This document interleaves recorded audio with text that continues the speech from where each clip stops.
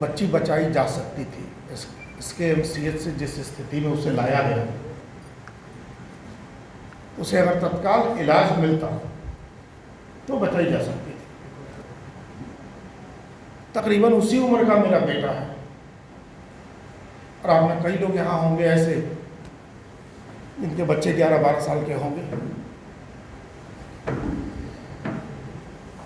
एक माँ बाप के तौर पर हमें अपना बच्चा कितना प्यारा है, वो भी तो अपने माँ बाप की बहुत प्यारी रही होगी ना। उसका पेट फाड़ दिया गया, उसका सीना फाड़ दिया गया, गले को काट दिया गया था। एक अदद फोन बिहार के स्वास्थ्य मंत्री ने कर दिया होता, उसे बेड मिल जाता। बिहार के स्वास्थ्य मंत्री ने दावा किया है कि वर्ल्ड क्लास हॉस्पिटल बनाया है, एशिया में इससे अधिक बेड किसी हॉस्पिटल में नहीं है। और उस हॉस्पिटल में हमारे आपके जो बच्चे हैं, जैसे एक बच्ची के लिए जगह नहीं थी, और उस बच्ची के लिए जिसका पेट और सीना फाड़ दिया गया। काहे का वर्ल्ड क्लास हॉस्पिटल है भैया? और क्यों दावा करते हो कि एशिया में सबसे अधिक बेड हमारे पीएमसीएच में है? एक फोन से बेड मिलता। यही बात हमने अपनी पुरानी पार्टी भारतीय जनता पार्टी के प्रदेश अध्यक्ष को कही थी कि सर एक फोन तो करना था, वो जीवित होती। मैं बार बार कहूंगा कि अपने घर जाइए और अपने बच्चे की जरा शक्ल देखिए, आपको उस बच्ची की शक्ल याद आएगी। और मैंने कहा सर एक फोन कर दिया गया होता, बच्ची बच्चा था। और जवाब सुन के आपको हैरान होगी। भारत बिहार का अस्पताल के बाहर ये सही लोग खड़ा थे, किसके लिए फोन करते थे? मैंने कहा सर जनरलाइज मत कीजिए। भर बिहार सामान्य बीमारियों से ग्रसित लोग अस्पतालों में चक्कर लगा रहे हैं। ये सामान्य बीमारी से ग्रसित बच्ची नहीं थी, इसका रेप हुआ था, इसका पेट फाड़ा गया था, सीना फाड़ा गया था, इसकी गर्दन रेप दी गई थी। एक गरीब दलित परिवार की बच्ची आई थी, तो दलित लोग का तो पूरा ही 10वें चाहिए, दे दिया जाए। ये जवाब है दिलीप जायसवाल जी का। फिर उन्होंने कहा कि आप याद रखिए, अब आप पत्रकार नहीं हैं, अभी आपको लगता है कि आप पत्रकार हैं, आप नेता हो गए। उन्होंने कहा क्या संवेदनशीलता के साथ राजनीति नहीं की जा सकती? इतना असंवेदनशील होना तो बर्बर होना होता है सर, ये तो बर्बरता है। ये सारी बातें चल रही थी। आपको आश्चर्य होगा कि दलित समाज की ठेकेदारी का दावा करने वाले चिराग पासवान जी ने क्यों नहीं बोला इस मामले पर? जीतन राम मांझी जी की जुबान नहीं चली इस मामले पर। मैं फिर कहता हूं, इस बच्ची के हत्यारे हम सारे लोग हैं।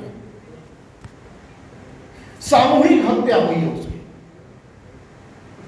इस सरकार ने मारा है, इस सरकार की नाकामियों ने मारा है, इस सरकार के निकम्मेपन ने उस बच्ची को मारा है। वो बचाई जा सकती थी और सिर्फ एक फोन कॉल से बचाई जा सकती थी।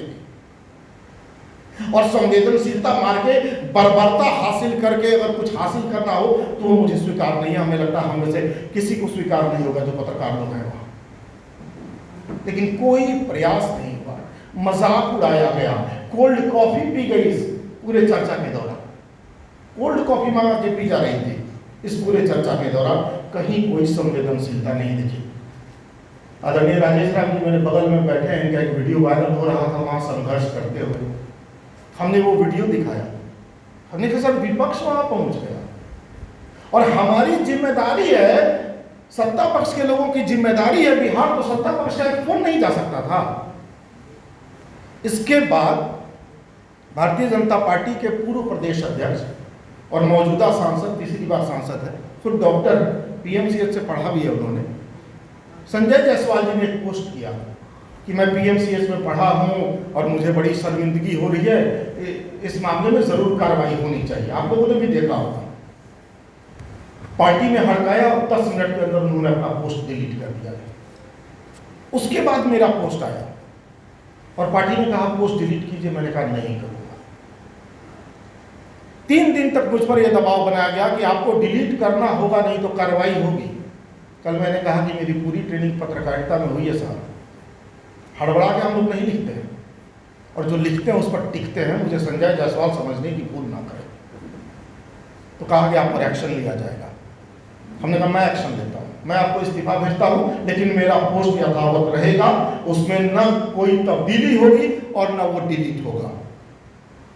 ये है भाजपा साहब। ये जो राष्ट्रवाद की चादर है ना, वो जैसे ही हटाइएगा उसके भीतर राष्ट्रघात वाला बदन छुपा हुआ है, राष्ट्रघात वाला बदन छुपा हुआ है। बस एक बार वो चादर हटाने की जरूरत है, और वो चादर हम और आप मिलकर ही हटा सकते हैं। कल फिर कुर्नी में रेप के बाद मर्डर हुआ है, पता है? 18 साल की एक बच्ची का मर्डर हुआ है, कल फिर उसी कुर्नी में रेप के बाद मर्डर। सत्ता पक्ष के किसी ने कोई तांडव वांडव किया, वो बड़ा साड़ियाँ लहराने लगते थे, चूड़ियाँ लहराने लगते थे, कोई तो पीएम को ही चूड़ी भेज देता था, किसी ने चूका। अब वो बेटियां किसी की बेटियां नहीं है क्या जिनका रेप हो रहा है, जिनका गैंग रेप हो रहा है, रेप के बाद जिनका मर्डर हो रहा है? अब वो बेटियां क्या पत्थर की मूरत हो गई? वो किसी की बेटियां नहीं बची हैं? इतना असंवेदनशील हम और आप क्यों होते जा रहे हैं? किसके लिए होते जा रहे हैं? कौन सा मुंह अपनी संतानों को हम और आप दिखाएंगे जी? अपने आने वाली नस्लों को क्या चेहरा दिखाएंगे हम और आप? कौन सा समाज गढ़ते जा रहे हैं हम लोग? ये बर्बर लोग हैं, भाजपा में बैठे लोग बर्बर लोग हैं। ये कुलदीप सेंगर की पार्टी है, याद रखिए। पूरी की पूरी पार्टी कुलदीप सेंगर की मानसिकता से जीती है। और अभी कुछ दिन पहले एक वीडियो वायरल हुआ था, धाकड़।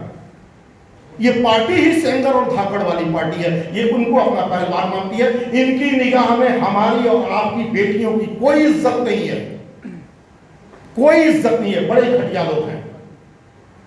मैंने इनका वीडियो देखा तो मुझे लगा कि चलो कोई तो है ना जो आवाज उठा रहा है, कोई तो है जो संघर्ष कर रहा है। लड़ना किसके लिए? ताकतवर के लिए थोड़ी लड़ना है। उन्हीं बेटियों के लिए लड़ना है ना जिनके पास कोई सिफारिश नहीं है, कोई पैरवी नहीं है, जिनके लिए कोई फोन नहीं करने वाला है। हमारी आपकी लड़ाई तो उन्हीं के लिए ना है। जो ताकतवर है तो बेड पा ही जाते हैं। उनका तो जो परिजन साथ में आता है उसको भी सोने के लिए रात में बेड मिल जाता है। लेकिन वो दलित की बेटी जिसका पेट फाड़ दिया गया, उसके पिता की ऐसी कोई पहचान नहीं रही होगी कि वो कहीं से फोन करवा के बेड हासिल कर ले, और 5 घंटे एम्बुलेंस में तड़पा के मार डाला। मैं फिर कहूंगा, घर जाइएगा तो जरा अपने बच्चों का चेहरा देखिएगा। हमारे अपने बच्चों जैसी वो कौन सी बच्ची थी जिसे मारा गया? मेरे बेटे की उम्र वही है जो उस बेटी की उम्र थी। इसलिए जाइए और देखिए अपने बच्चों की शकल, और दिखाइए उस बर्बर दिलीप जायसवाल को भी वो शकल। ये कैसे बर्बर लोग हैं, कैसे जंगली लोग हैं, कैसे वैसी लोग हैं? जरा इनका नकाब हटाइए, ये बहुत जरूरी है नकाब हटाना। पूछिए चिराग पासवान से कहां गया तुम्हारा दलितवाद? पूछिए जीतन राम मांझी से कहां गया? बेटा और दामाद तक है दलितवाद, बहनोई और भाई तक है दलितवाद। उसके बाद क्या कोई दलितवाद नहीं है क्या बिहार में? अपनी बहन बहन है, बगल के दलित की बेटी बहन नहीं है। ये जो ठेकेदार बने फिर रहे दलित समाज के, बहनोई से ऊपर दलित नहीं दिखता है, भाई भतीजा से ऊपर इन्हें दलित नहीं दिखता है कोई। ये सवाल कौन पूछेगा साहब? कि आप ही पूछिएगा ना। हम सबके घर में बच्चे हैं, ध्यान रखिए। अगर इस प्रवृत्ति के पोषक बन गए तो वो जड़ पसर के किस दिन हमारे आपके आंगन में पहुंच जाएगी, ठिकाना नहीं है। इसलिए उस दरख्त को काटिए, उस दरख्त को फैलने मत दीजिए। मैंने इस्तीफा दे दिया है, भारतीय जनता पार्टी से कल ही इस्तीफा दे दिया है। और राजेश राम जी का वीडियो जो मैंने देखा वहां संघर्ष करते हुए, उससे मैं बहुत प्रभावित हुआ। मैंने इनसे संपर्क किया। कांग्रेस मेरा पुराना घर भी है, और इन्होंने कांग्रेस का दरवाज़ा मेरे लिए खोलने का वादा किया है। मैं इनका आभारी हूँ। लेकिन मामला यहाँ तक नहीं है। जीवन की सार्थकता इस बात में है कि हम उन लोगों का संघर्ष खड़ा करें जिनके लिए बोलने वाला कोई नहीं है। वरना निरर्थक जीवन जी के मरने वाले तो करोड़ों की संख्या में धरती में भाई।